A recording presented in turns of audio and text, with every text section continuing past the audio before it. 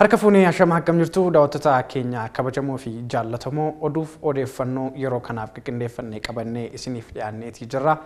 Ani Lalisaa Alamuu waayilli koo Boruu Mashii akkasumas ammoo geessi kaameeraa Mubaarak Bashir ta'uudhaan dhimmoota waqtaawaa torban kana keessa akkasumas immoo dhimma adda addaa kan hidhaa guddicha laga Abbayyaa ilaalchisu kan Dr. Injiinar Silashii Baqqalee kaasan akkasumas okkoraa naannoo Amaaraa irratti torban darbee dhalate akkasumas ibsa komishinii mirga namoomaa Itoophiyaa baasee fi Ameerikaanis ammoo ergama addaa gara Afrikaatti erguuf kan jettu itti fuulleffachuudhaan oduuf odeeffannoo waqtaawaa ta'an akkasii qaqqabanneeti kan nuti as istiidiyootti argamnee jiru jechuudha. Haga xumura sagantaa keenyaatti akka nu faana taatan gamasumaan isin afeerraa turtii gaarii akka nu waliin taasistan ergaa yaada nu biraan ga'uu feetan immoo 7444 tti fayyadamtanii nu qaqqabsiisuu dandeessu. Turtii gaarii nu faana taasisaa isiniin jenna. Egaa boru oduuf odeeffannoo keenyaatiin wantoota waqtaawaa ta'an keessattuu dhimmoota akka biyyaatti waaltawaa ta'an garaagaraa qabannee dhiyaanneeti kan jiru jechuudha. Egaa oduuf odeeffannoo keenya eegalluuti. Mee dhimma hidhaa guddicha laga Abbayyaa ilaalchisuudhaan Dr. Injiinar Silashii Baqqalaa ibsa ambaasaadara Kanaadaa waliin mari'ataniiti kan gama Itoophiyaan jechuudha. Sanarraa eegallu. Akkuma jette oduuf odeeffannoo keenya guyyaadhaatiin dhimmoota waqtaawoo kan yeroon wal qabatan qabannee dhufneeti kan jiru. Isa keessaa inni dura akkuma ajandaa biyyaalessaatiyyuu kan kaa'amudha. Ajandaa biyyaalessaa qofa osoo hin taane ajandaa ardii tokkollee ta'uu kan danda'u dhimma hidha haaromsaa guddicha Itoophiyaati irratti dhimmi kun bal'inaan isaan kan ilaallatu Dr. Injiinar Silashii Baqqalaa akkuma ati kaafte mari'ataniiti kan jiran ambaasaadara Itoophiyaa kan Kanaadaa waliin jechuudha. Marii isaanii keessatti waan isaan kaasan kaafnee irratti kan haasofnu ta'a. Isaan keessa Dr. Injiinar Silashii Baqqalee jecha gabaabaadhaan maalummaan hidhii haaromsa guddichi Itoophiyaa kun lammiilee Itoophiyaatiif maal akka ta'e ibsaniiti kan isaan jiranii. Marii kana kan gaggeessan viidiyoo konferaansiidhaani. Achirratti yeroo naasisee caalee waliin haasa'anitti ambaasaadara naasisee caalee waliin jechuudha. Hidhii haaromsi Itoophiyaa kun mirga bilisummaa misooma Itoophiyaa kan ittiin mirkaneeffamu ta'a. Kana waan ta'eef Itoophiyaan mirga bilisummaa misoomaa fakkeenyaaf bilisummaan kun iddoo adda addaatti kan qoodamu namoonni karaa adda addaatiin hin cunqurfamu hawaasummaadhaan hin cunqurfamu hawaasni tokko yookiin biyyi tokko illee hawaasummaan cunqurfamuu dandeetti dinagdeen illee cunqurfamuuti akkasii hin dandeettu gama biraatiin immoo dhimmuma siyaasaatiin illee walitti dhufeenyaan cunqurfamuu dandeetti. Cunqursaan amma Itoophiyaa irratti godhamaa jiru kun gara biyyoonni keessaa biyyoonni yaa'a gadii Masarii fi Sudaan biyyoota warra kaan irra jechuudha. Baay'ee yeroo dubbanne hidhii haaromsa guddicha Itoophiyaa kun waa'ee laga Naayiliitiin wal qabata. Galaanni Naayil biyyoota 10 kan walitti fiduudha. Biyyoonni 10 kan wal tuksiisuudha.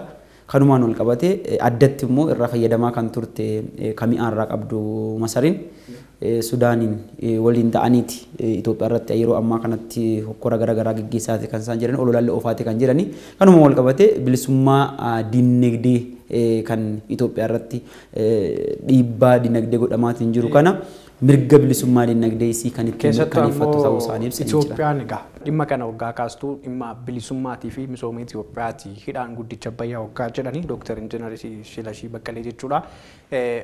Bilisummaa gaafa jennu akkuma tamma kaasaa turte mirga waan keessatti abbaa taatee fayyadamu keessattuu bishaan Abbayyaa lagawwan Oromiyaa lagawwan guutuu biyya Itoophiyaa keessa jiran keessaa calalamee cuunfamee kana jettu wal ga'u kun egaa abbummaansaa yaa'ansaa jechuudha gara biraatiin kan Itoophiyaa waggaa ta'u dhimma waan ofii irratti abbaa taatee itti fayyadamuudhaaf qabnu mirga bilisummaa keenyaati jedhaniiti kan isaan ibsanii kanuma dabaluudhaan ammoo ambaasaadara Itoophiyaa kan Kanaadaa jechuudha akka naasisee caalsisee jedhanitti jechuudha waa'ee hidhaa guddicha Abbayyaa waggaa kaasnu lammiileen Itoophiyaa kan biyya keessaas haa ta'u kanneen biyya alaa jiraatanis dhimma hidhaa guddicha haaromsa irra deddeebiidhaan nuffii fi dadhabbii malee waggaa kaasnu akkuma seenaa keessatti Adawaan seenaa Itoophiyaa keessatti ashaaraa mataasaa danda'e qabu hidhaan guddichi Abbayyaas ammoo lammiilee Itoophiyaa kanneen biyya alaaf biyya keessaa jiraataniif Adawaa lammaffaadha seenaawwan ittiin gootummaan Itoophiyaatti mirkanaa'u jechuudhaan viidiyoo konferensii taasisan keessatti gama isaaniitiin dubbataniiti kan jiran jechuudha. Kana waggaa jennu egaa lammiilee lammiileen Kanaadaa jiraatan lammiileen Itoophiyaa biyya Kanaadaa jiraatan deeggarsa hidhaa guddicha Abbayyaa ijaaruuf yookaan kan ijaaramee jiru xumursiisuu keessatti maallaqallee walitti qabaa akka jiran kaameeti dhimma marii isaanii keessatti kan tuqame jechuudha. Kanaan ejjennoon Itoophiyaanonni yookaan lammiileen Itoophiyaa hidhaa guddicha Abbayyaa irratti qaban isa olaanaaf isa guddaa ta'eeti kan inni jiru. Wal morkiin akkuma sila kaastee Misrii fi Sudaan akkasuma Itoophiyaa biyyoota kana sadan gidduutti dhalateetii jiru ammoo keessattuu ardii Afrikaa keessatti rakkoo nageenyaa hamaa fidaala sodaa jedhuun Ameerikaan illee kana gidduutti waan jettu qabdi sana gara booddaatti kan itti adeemnu ta'a jechuudha. Egaa dhimmi hidhaa guddicha Itoophiyaa akkuma oduuf odeeffannoo keenya torbanoota darban oduuwwan qopheessaatii jiru keessatti kakaasaa turre dhimma waqtawaa akkuma jalqaba dubbatteeyyuu kan sodaa nageenyaa ardii Afrikaa ta'ellee kan jiru ta'uu isaatii kanatti immoo Itoophiyaanonni yookaan lammiileen Itoophiyaa biyya keessaaf biyya alaa ejjennoo isaanii haala wal fakkaatuun yeroo itti mul'isaa jirantu jira jechaadha. Kana yoo jenne waa'een dhimma hidha haaromsa guddicha Itoophiyaa kun lallisa dhimma ijoo miidiyaa biyya tanaatillee kan biyya tanaan alaattillee miidiyaaleen Sudaan miidiyaaleen Ijipt akkana isaaniitiin gabaasan ijoo dubbii godhataniiti. Fakkeenyaaf asirratti wanni tokko jira waa'ee dhimma hidha haaromsaa guddicha kanarratti yeroo baay'ee kan dubbatamu hayyoonni nuti Oromootu yaada isaan irra deddeebiidhaan kaasantu jijjiira yeroo hedduu jechuudha.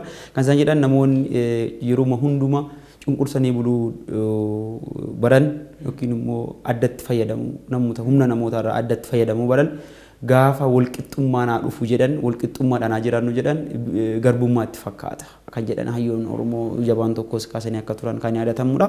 Kanumaan wal qabatee Masriin dhimma kanarratti dhimma hidha haaromsa guddicha Itoophiyaa kanarratti bisaan laga Abbayyaa dhuunfaasiitiin waliigaltee baroota dura gaggeeffameen kan Itoophiyaan keessa hin galchine jechuudha mallatteeffattee Sudaan waliin addatti irraa fayyadamaa turteeti kan jirtu hidha gurguddaa waa'inawwan gurguddoo achitti ijaarrateeti kan jirtu Masar persentii 97 bisaan laga Abbayyaa kanatti akka fayyadamtu beekamaadha.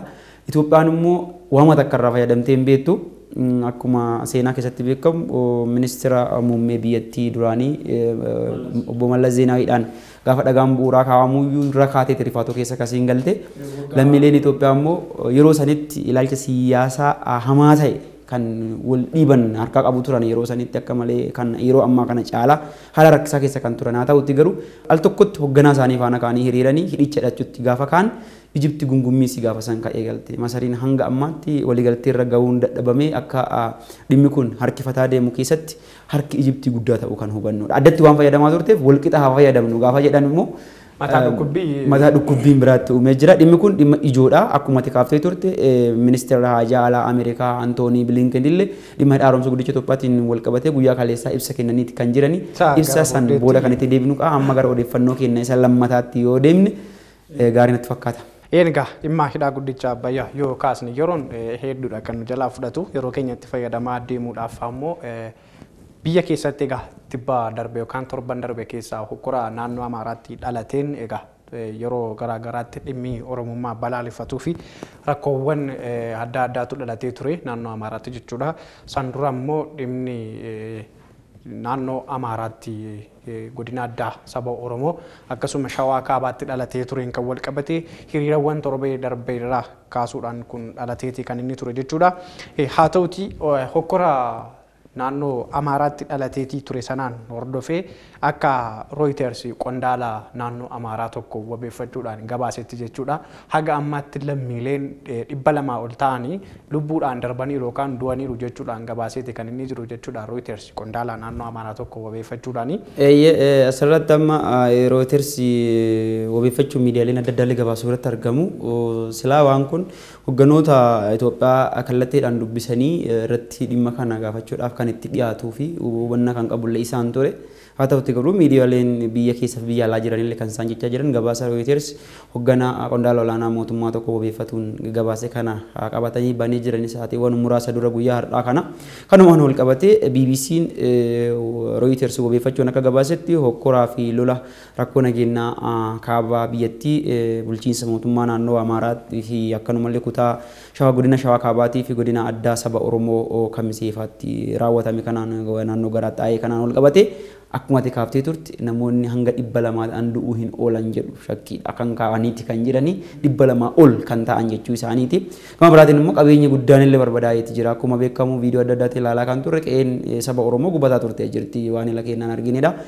Hoogganaan isaanii paarlamaa biyyattii duratti fuulla'uudhaan yaada kaasan ifaaf bilisaan wantoota sababoota sadiif uummanni Oromoo rukutamaa akka jiru maqaa biraatti moggaasanii uummata Oromoo kan naannoo Amaaraa keessa jiraatu akka qabdiitti qabatanii rukutaa akka jiran kaasaniiti kan isaan turani. Deebiin yeroo san ganaan biyyattii kennan illee beekamaadha. Kaanuma itti aansuudhaan immoo lammiileen 100,000 lakkaa'aman illee buqqaanii akka jiran yeroo tirsillee hubeeffachuun BBC'n gabaaseeti jira jechuudha. Kanatti gaaruu teersa hangaa olaanaa naannoo Amaaraa kan inni wabeeffate akkuma amma kaastee keessattuu ammoo Itoophiyaatti abbaa gaaraa uummata Itoophiyaa akka jedhamu wal haasaa taasiseen jechuudha. Akkuma amma dubbataa turre namoota 200 olidha kan buqqaan jechuudha. Haa ta'utii egaa hoogganaan abbaa gaaruu kun dhimmi kun jechuudhaan rooyitersiidhaaf ibsa laatan qorannoo gadi fageenyaa akkasumas qorannoo dhimma kana irratti fuulleeffatee jabinaa fi xiyyeeffannoo laatamuu qabuun qoratamee kanaa wal rakkoowwan dhalataniif furmaanni barbaadamuu qaba jechuun ganaa dabalatee qorannoon yeroo fudhatuu fi haala qindaa'aa ta'een akka taasifamudha kan isaan kaasan hoogganaan abbaa gaar kun akka rooyitersi gabaasetti jechuudha. Sanaan kan wal qabate ammoo magaalaa Xaayee keessatti dhibbentaa 20 haga 25tti jechuudha. Manni jireenyaa uummataa guutummaan guutuutti dhibbentaa 20 haga 25 gidduu jiru guutuutti kan barbadaa'e ta'uu isaati kan inni ibsu hoogganaan abbaa gaar kuni. Kana malees immoo gama biraatiin naannoo Shawaa Kaabaatti jechuudha. Namoonni 250 ta'an qe'ee isaaniirraa buqqaanii kan isaan jiran jechuudha. Akkasumas immoo godina addaa saba Oromoo keessatti namoonni 78 ta'anii qe'ee isaaniitirraa buqqaanii jireenya dirreetti yookaan bakka adda addaatti faffaca'anii jiraachuu isaanii kan immoo bakkeetti kan qorannoon biraan ga'amin kan bakkee keessatti du'anii achi buutiin isaanii dhabamanii fi kanneen maatiin gargar faffaca'ee bakkeetti babbades lakkoofsa gana baay'atu keessattuu naannoo godina addaa saba Oromoo kana keessatti namni 78 qe'ee isaa gadhiisee buqqee jechuun seenaa wal waraansaa ka jaarraa tokko duratti saba keenya biyya Itoophiyaa keessatti lolamaa tureen kan wal fakkaatu ta'uu isaati. Asirratti waan inni dabalu tokko fakkeenyaaf abbaa gaarummaan uummataa kan Itoophiyaa jechuudha. Isaanidha kan gabaasa kana akka shakkii kana akka qaban kan rooyitersitti himan akka ta'e kan BBC'n illee qabatee kan baay'e kanumaan ol qabatee mi'aas keessatti waan tokko yoo jennee asirratti darbine jedheeti beektaa inni illee maalidha. Naannoo Oromiyaa kana keessatti yoo rakkinaawwan adda addaa uumaman ariitiidhaan qaamoleen adda addaa itti bobba'anii namni tokko illee aduu 5 illee hamadaa'u 10 illee aduu 10 10 illee hamadaa'u garaagarummaan sa'aatii keessatti kan lakkoofsi namoota miidhaan qaqqabamee kan gabaafamu biyya Itoophiyaa kana keessatti kun immoo maalidha dhiibbaa miidiyaaleeti. Miidiyaaleen gurra isaanii dhala Oromootiif waan kennan natti hin fakkaatu miidiyaaleen Itoophiyaa. Fakkeenyaaf ajjecha gooticha Oromoo artista Haacaaluu Hundeessaa hordofuudhaan lammiilee miidhaman yeruma muraasatti namoonni 163 du'aniiru. Kan jedhu sa'aatii muraasa keessatti ganama fuullee aduummanni Oromoo gadda isaa irra jiru iyyuu kan qabatanii bahan. Kana gaafa jennu namoonni asitti du'an sirriidha jechaatiin kan jirru nuti akkas jechaatiin jirru nuti. Kan nuti jechaa jirru garuu fakkeenyaaf lola sabaa fakkaatu sana lola guddaa qe'ee uummata Oromoo gube san irratti qaamni tokko lakkoofsa namoota miidhamanii yookiin immoo kan akkanaan jala bu'ee kan gabaasan jiru. Siduma miidiyaan mataarraa qabatanii dantaa siyaasaatiif waan oolfame natti fakkaata. Qaama Ebeluu jedhamutu wal waraanaa jira kan jedhamu qofatu adeemaa ture.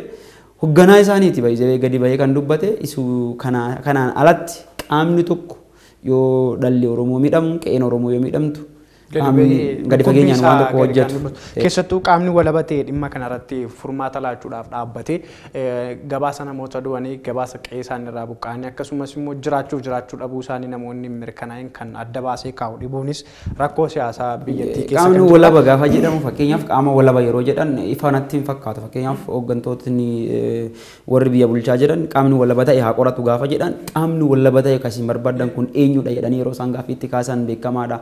Qaamni walaba jedhamu fakkeenyaaf qaamolee walabummaadhaan aangoo isaaniitiin guutuudhaan socho'an kan paartiidhaan yookiin immoo hoogganoota qondaala mootummaatiin kan dabballee mootummaatiin hin sochoone jechuudha. Fakkeenyaaf qaamolee walaba ta'anis keessatti waajjiroonni poolisii koomishiniin poolisoota waan walabaadha qaama walabaan uummata tajaajiluudhaaf dhaabbatee akka seeraatti wanni akka mana murtii wanni qaamoleen abbaa alangaa jechuudha qaamoleen haqaa jedhanii dhaabbatan kunniin qaama walabaati. Qaamumti akkasii kuniyyuu qoratee fakkeenyaaf koomishiniin poolisii federaalaaf kan naannoo sanii jechuudha. Qoratee rakkina uummata Oromoo walloo irratti dhaqqabe hatattamaan uummata Oromootiif beeksisuu qaba ture. Kanaafuu qaamni walaba jedhan akka isaan itti hiikkatanitti qondaalonni mootummaa qaamolee alarraa dhufan tarii itti fakkaateeti yookiin immoo beekatuma jallatanitti ta'uu danda'a. Qaamolee amma kaaste kunumtiyyuu biyya kana keessatti immoo dhuguma qaama walabaati kan jedhu immoo gaaffii hunda keenyaatti kan ilaalaatti jirutti haa ta'uti egaa hokkora naannoo Amaaraatti dhalatee ture sanarraan kaasuudhaan kan kana kaasne egaa ibsaalee akkas akkasii ba'an irratti odeeffannoolee miidiyaa akkas akkasii bahaa jiran irratti hordofee haa ta'u dhimma biraa hordofee haa ta'u kan hin beekamne guyyaa kaleessaa immoo hokkoruma sana hordofuudhaan bulchaa hoogganaa poolisii kan naannoo Amaaraati jechuudha. Aangoorraa funqocaniiti kan isaan jiran yookaan aangoorraa kaasaniiti kan isaan jiranii. Egaa bakka isaa namni bu'ee haa jiraatu haa dhabu amma ammaatti wanti kaafame hin jiru. Keessattuu egaa hoogganaan koomishinii poolisii naannoo Amaaraa dhimmuma sana hordofee aangoorraa kaafamuu isaati kan isaan ibsanii sun maal akka ta'uu fi maalirra akka ga'ame yakkawwanii fi badii kanaan dura lammiilee Oromoo naannoo godina addaa Amaaraa keessa jiraatan rakkoo isaanirra qaqqabeef itti gaafatamummaa kan fudhatu isa ta'uu danda'a kan jedhanis marsaalee hawaasaa irratti kaasaati kan isaan jiranii. Meegaa dhimma wal dhabdee naannoo Amaaraatti dhalateen hokkora gamasii ka'een kan qabate namoonni haga amma kana lakkoofsaan maqaa isaanii baay'ina isaanii kaasaa turre qe'eerraa buqqaaniiru kaan lubbuun darbaniiru gara fuulduraatti immoo waan ta'uu fi waan uumamu kan waan waliin ilaallu ta'a gara oduuf odeeffannoo keenyatti aanutti adeemna. Ajandaa keenya isa lammaffaa kana oduuf odeeffannoo guyyaa har'aatiin qabannee dhumne keessaa inni dura waa'ee ibsa koomishiniin mirga dhala namoomaa kan Itoophiyaa ibsa baasiiti kan jiru ibsa saniin wal qabate waan achi keessatti ka'e inni dura ibsi kun ibsa eegumsa hidhamtoota kan himannaa dura Afrikaa jedhuun ka'eerraa kan ka'amedha. Ibsa kanaan wal qabateet immoo koomishiniin mirga dhala namoomaa kan Itoophiyaa namoonni himata dura harka seeraa jedhan fi warri himatamaniitti murtaa'ee jiruyyuu Itoophiyaa keessatti yeroo ammaa kanatti dhiittaa mirga dhala namoomaa cimaadhaaf saaxilamaa jiru kan jedhu odeeffannoo isaaniitiin ibsa baasanii mirkaneessaniiti kan jiru. Kanumaan wal qabatee immoo eegumsi manni sirreessaa yookiin immoo dhaabbileen amala sirreessaa yookiin immoo manneen hidhaa qabiinsa mirga dhala namoomaa Itoophiyaa keessa jiru fooyyessuu akka qaban dhaabbatichis koomishinichis gaafateeti kan jiru. Kanumaan wal qabatee wanni addaa yoo si bira jiraate kaasuu dandeetta. Keessattuu egaa koomishiniin mirga namoomaa Itoophiyaa yeroo garaa garaatti yakkamaa yookaan immoo sarbamiinsa mirga namoomaa irratti gahu keessattuu kan biyya keessaa qorachuudhaan kan inni gaggabaasuudha dhiibbaa geessisuu haa dadhabu malee haga wa'ii rakkoowwan akka biyyaatti jiran yeroo hundaa ibsa qabateeti kan inni bahu jechuudha. Keessattuu dhimmi inni amma namoota osoo mana murtiittiin dhiyaatiin yookiin immoo mana murtiidhaa osoo ajajni ittiin bahin akkasuma ittiin hidhamanii mana hidhaa keessa jiranii bulchiinsi mana hidhaa kanneen hidhamanii jiran irratti dhiibbaa garaa garaa geessisu kanneen hidhamanii manni murtii walaba ittiin jedhee osoo dhimma isaanii hordofanii manni murtii walaba jechuun kan gadhiises immoo manni murtii erga ajaja akka ba'an dabarsee waajjiraaleen poolisii garaa garaa immoo dhimma isaanii qabachuudhaan lakki yeroodhaaf turi jedhanii kan isaan tursan dhimmi isaanii akka lafarra gototamuudhaaf kan kanaan dura taa'amaati ture yeroo garaa garaatti koomishiniin mirga namoomaa Itoophiyaa mana murtii wabeeffachuudhaan ibsoota adda addaa baasaati kan inni ture. Keessattuu amma yoo akka fakkeenyaatti kan fudhannu ta'e qondaalonni adda bilisummaa Oromoo yeroo garaa garaatti manni murtii bilisa isaan baaseeti kan isaan ture jechuudha. Haa ta'uutii malee kaffaltii manni murtii ajajee erga kaffalan yookaan erga ofirraa baasanii booddee mirga wabiitiin jechuudha. Mirga wabiitiin waajjirri poolisii ammoo lakki jechuudhaan mata biraa irratti banuudhaan yeroo garaa garaatti tursiseeti kan inni jiru jechuudha. Isaan akkasii irratti egaa dhimmi kuni Afrikaa keessatti kan baratamedha. Haa ta'uutii garuu Itoophiyaa keessatti ammoo rakkoon kuni gara yaaddoo hamaatti kan nu deemsaa jirudha jechuun koomishiniin mirga namoomaa kun ibsa isaa balbaloomseeti kan inni jiru jechuudha. Kanuma maleeyyuu fakkeenyaaf namoota bebbeekamoo qofa maqaa dha'uu dandeenya. Fakkeenyaaf hogganoonni bilisummaa Oromoo kan jennu yookiin immoo hooggantoonni qabsoo Oromoo hedduun jiru yeroo ammaa kanatti manadhaa keessatti kan argamanii isaanumaan iyyuu wal qabatee miidhaan yoo isaan irra dhaqqabe jechuudha mirga dhiittaa mirga dhala namoomaa kamiyyuu isaan irra dhaqqabe miidiyaaleen gurra kennanii fi tarii kan gabaasuuf ta'a. Fakkeenyaaf namoonni garuu hin beekamne ganduma keessatti warri hidhamanii raanfaa jiru lammiileen Oromoo hedduun yeroo ammaa kanatti warri hidhamanii jiru lammuun biyya kanaatu namoonni hedduun hidhamaniiti kan jiran fakkeenyaaf namoota akka Mahammad Deeksisoo fa'aa eessa akka jiran iyyuu akka hin beekamnedha kan ka'amaati kan jiruun miidiyaaleen garaagaraallee gabaasaati kan jiran namoota bebbeekamoo siyaasa biyyattii keessatti waggaa dheeraa lakkoofsiisan kan akka Obbo Lidatu Ayyaaloo fa'aa eegii mana dhaatti gallakkifamaniin duuba mirga wabii isaanii eeggamee maallaqa kafalanii gallakkifamanii duuba deebisanii yeroo isaan itti himatamanii hidhamanitti jira.